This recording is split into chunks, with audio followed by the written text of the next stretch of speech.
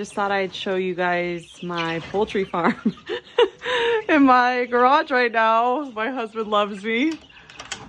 These are the most recent little babies that I hatched. And these are the first ones that I hatched. So they're getting pretty big. They'll be ready to go outside. This is actually for my quail, but it's working as a brooder right now. We copied the model of Koternik's Corner, and he is sheer genius because he used these auto drip pans. So I just pull these puppies out when I need to clean it.